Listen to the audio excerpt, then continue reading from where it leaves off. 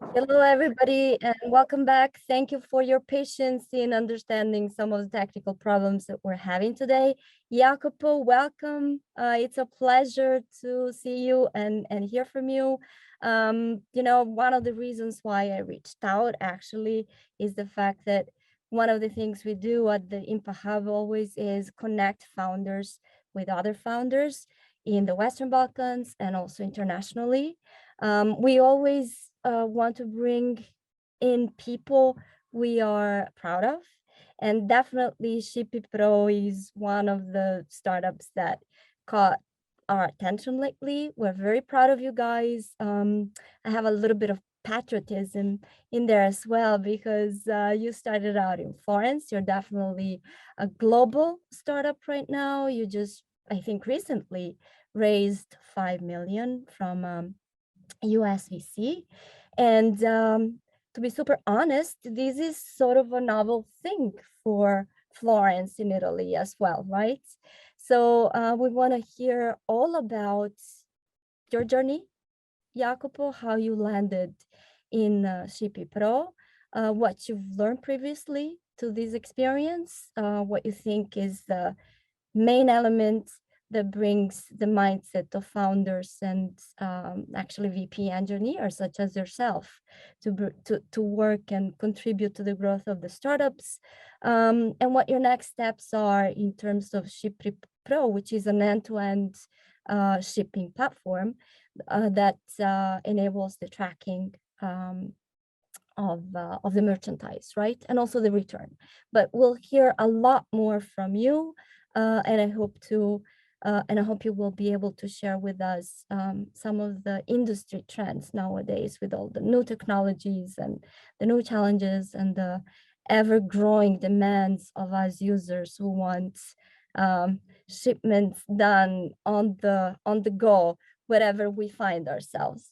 So thank you for being here again, Jacopo. So if you could start by just talking a little bit about yourself and your experience. Yeah, for sure. Thank you so much for having me. Thank you, Guy, and thank you all. My name is Jacopo Toccacelli. I'm VP of Engineering at Shippy Pro, but my journey into the startup world started almost like a decade ago. I'm originally from Italy, graduate from computer engineering in Bologna, but then I decided to move abroad and especially move to Canada, which to a certain degree, the other name where I moved is the Silicon Valley of the North. This is because there is a high concentration in terms of VC firms and huge attention to the startup ecosystem that is growing nowadays globally. But if you look back 20, 30 years ago, it was mostly localized in the Silicon Valley, that's all we know. In terms of my experience, I joined very different stages of startup, from early stages where there are 4 or 5 people trying to crack the problems, all sitting at the same table and shipping code to production as quickly as you can to get the feedback from the customers. So it's a very lean team with the mindset of the product market fit, all the way up to managing a very large engineering team, raising more than $30 million in VC funds, and having to deal with a company of 100 plus people. Obviously, this is like a different range of problems and challenges.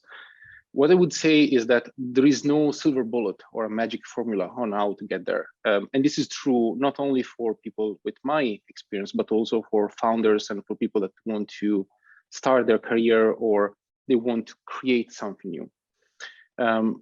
The one suggestion probably I can give to people is the fact that they need to be open to challenges. Startups is a fun journey where you don't have 2 days of the same. And especially it's very important to be open and very responsive to the feedback that you get from the market, from your client, from your competitors, but even from inside. And don't be afraid about uncertainties. Those are tough times where they can actually shape your career and the success of your company.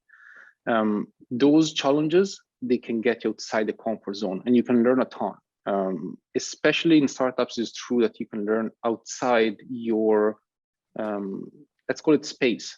So if you're technical, you get to experience how a customer is interacting with your tool.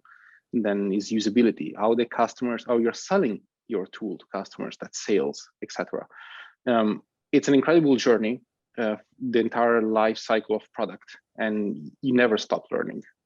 In terms of Shippy Pro, yes, you're absolutely right. Shippy Pro is a little bit of a gem of Italy right now, and I'm extremely proud to be able to be part of this journey, but also to bring the experience that I've accumulated abroad into this Italian reality. We closed a round of funding last summer, $5 million US from a VC firm, also American. And this is incredible for an Italian company, but is also a sentiment that the startup ecosystem is booming outside the typical geographical areas. In terms of what Shippy Pro does, we are a completing shipping hub for e-commerce. So we're bringing together everything you need to ship, track, return your orders, and scale your fulfillment globally. Take it as a connection between your e-commerce website and the carriers on the other end. Our goal is to create a stream process for your clients from the moment that they click the checkout to the moment that they receive your goods, and in the case they need to return it back. In terms of trend, we all know that the pandemic, COVID-19, shook the market a lot. E-commerce especially, they saw a boom in terms of adoption, expansion, and new possibilities. This is true, but created like a different environment for companies like ours in this space.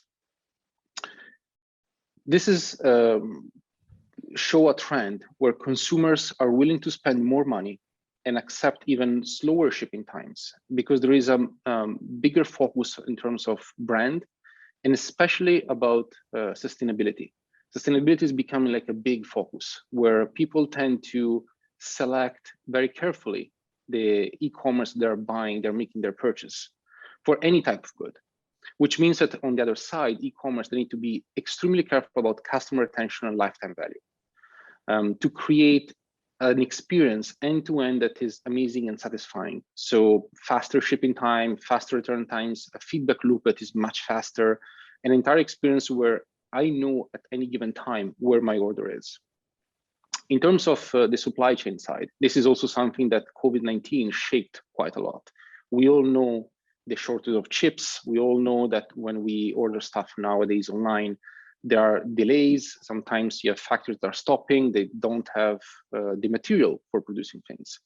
So this vulnerability exposed by this pandemic condition put the e-commerce owners into this condition where they need to expand their horizon in terms of carriers and supply chain as well.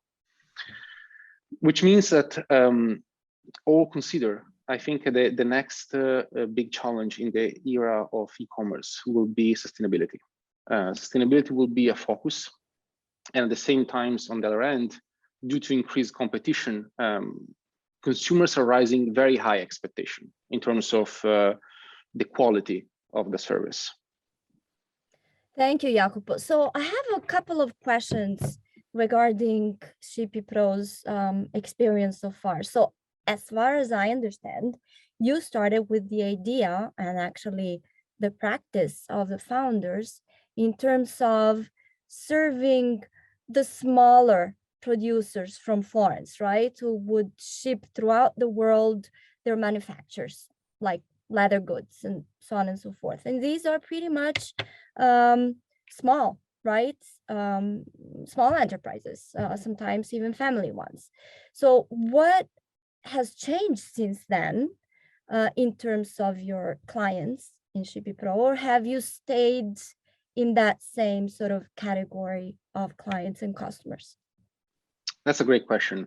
If you read the story of Francesco, the CEO, the founder, and how he started Shippy Pro, he's from Florence. So he saw this very small and medium businesses that they had to deal with tourists all over, and they had to ship goods, because sometimes tourists, they come and they want to spend their money buying some stuff that they cannot carry with them. So he saw an opportunity, and the opportunity truly start shipping in terms of a product. And that's what Shippy Pro became. But you're absolutely right, in a sense that from that opportunity, it expanded a lot. The market is massive in terms of opportunities. So nowadays, Shippy Pro is not only serving those small, medium businesses or even family business. We also have partnership in terms of our clients with big enterprise, and there are big fashion names in Italy and in general in Europe. Those, they share the same sort of pain points, obviously to different scales, but all of them, they are trying to get to a point to serve their customers better, more efficiently and with faster feedback. That's fantastic. So now you're in your expansion in terms of market, in terms of business growth, in terms of team, right? You have those new clients, you have all these growing demands from the users and consumer side, you have a whole lot more stakeholders and competition on the market. You do have capital, and you can actually use that to stay afloat and actually to stay ahead, right? In your niche.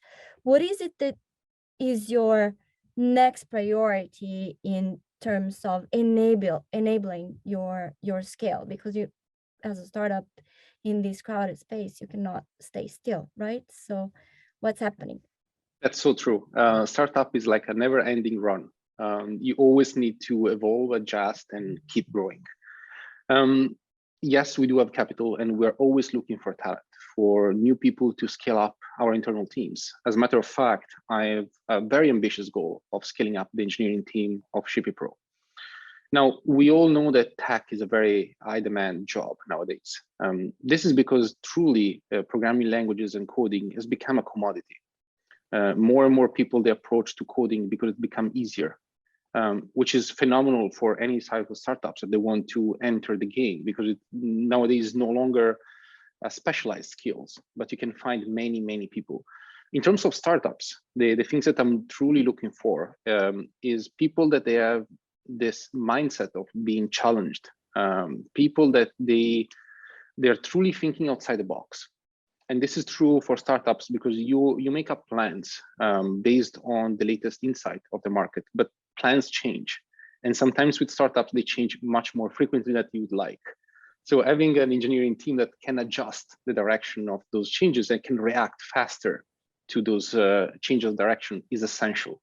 So in terms of skill set, right now we're looking for any type of role in the engineering side, people that they have accumulated experience in different companies, different stages. We don't really look if you grow your career into a corporate or a very small startups, but we're looking to people that can understand the trade-off, can understand when to deliver and how to deliver customer value fast.